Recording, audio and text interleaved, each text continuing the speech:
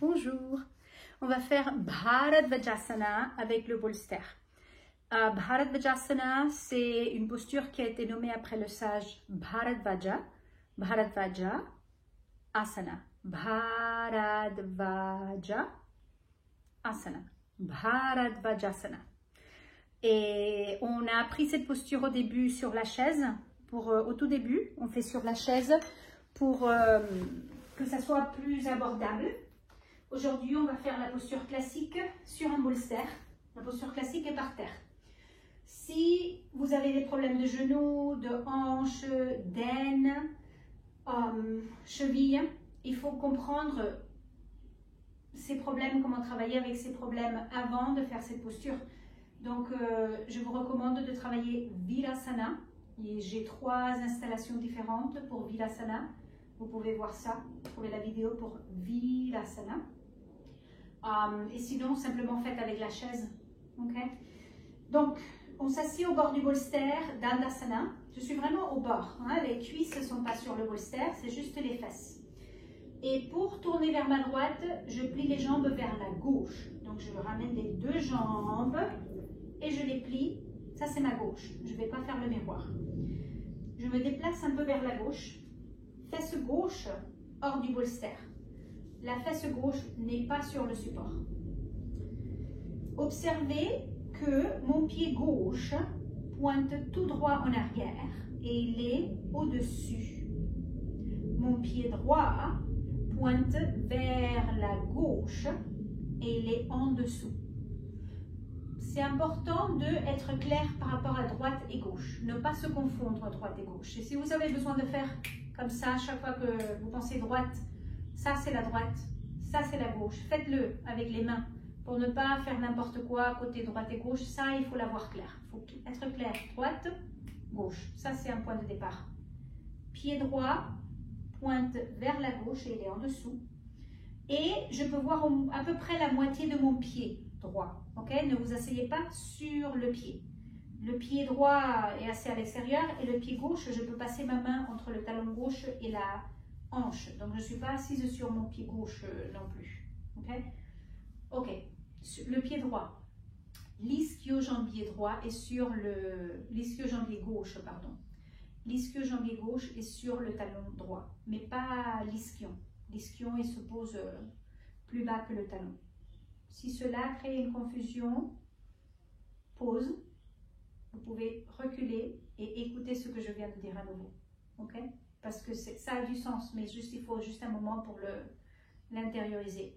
L'ischion gauche n'est pas sur le talon droit. Ok? Il se pose dans l'espace, il descend plus bas que le talon. Maintenant, de là, je vous montre juste comment tourner. Inspirez et expirez. Tournez vers la droite. Ne tournez pas encore, mais juste voilà, pour que vous voyez que je me sers du bolster pour la main droite derrière moi. Je tourne vers la caméra maintenant, juste un moment pour que vous puissiez voir. Regardez les genoux.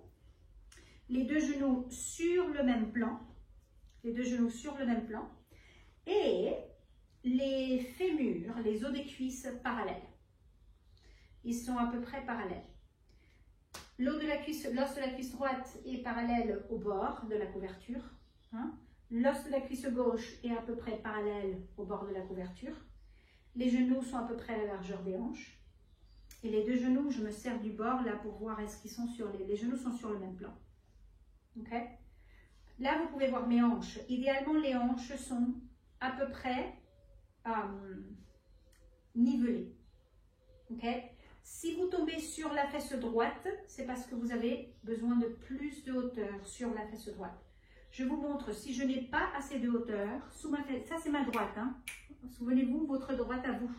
Si j'enlève la hauteur et que je me mets sans... Là, j'ai pas assez de hauteur. Je tombe sur la fesse droite. Quand je tombe sur la fesse droite, la hanche gauche monte. Et ça se rétrécit. Donc, ayez suffisamment de hauteur et peut-être que vous avez besoin d'une couverture sur le bolster. Peut-être le bolster c'est trop et vous avez besoin de moins, à voir. Mais vous voulez être à peu près nivelé. Ok? Et de là, allez hop, on fait la torsion. Inspirez hop, expirez, tournez vers vers la droite. Et vous servez de la main droite contre le bolster pour vous aider à tourner. Ouvrez le côté droit de la poitrine. Élargissez la clavicule droite. Inspirez, levez la taille. Expirez, ramenez les côtes postérieures gauche vers la torsion. Et en ramenant les côtes postérieures gauche vers l'avant, inspirez, levez les organes abdominaux. Expirez, détendez l'abdomen. Dégonflez l'abdomen dans l'expire.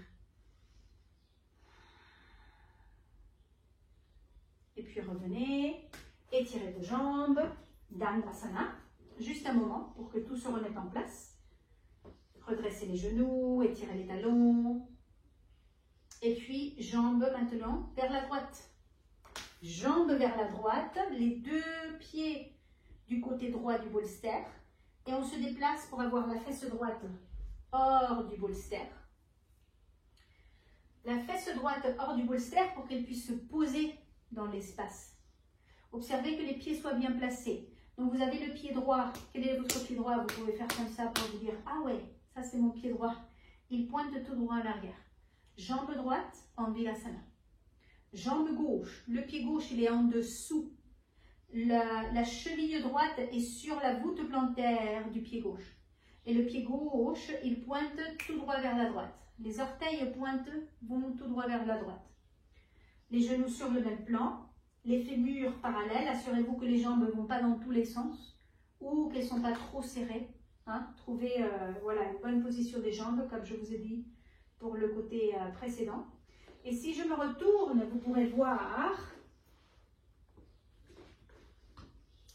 la fesse droite se pose dans l'espace. La fesse droite se pose dans l'espace.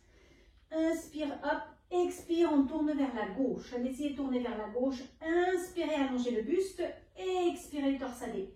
Et là, vous pouvez voir que je me sers de la main gauche pour rouler l'épaule gauche en arrière, pour ouvrir le côté gauche de la poitrine, pour séparer le haut de bras gauche du côté gauche de la poitrine. Inspirez, allongez la taille. Expirez, ramenez les côtes droites postérieures vers l'avant.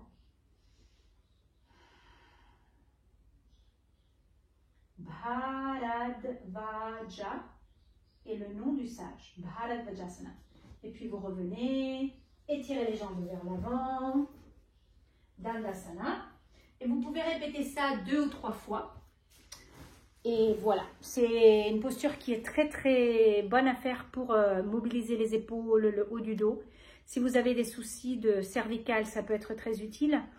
Par exemple, si vous ne montez pas en Shirshasana, parce qu'il y a un truc, vous pouvez faire Bharadvajasana par exemple. Voilà, bonne exploration, bonne pratique. Et si vous avez des questions, n'hésitez pas à laisser des commentaires.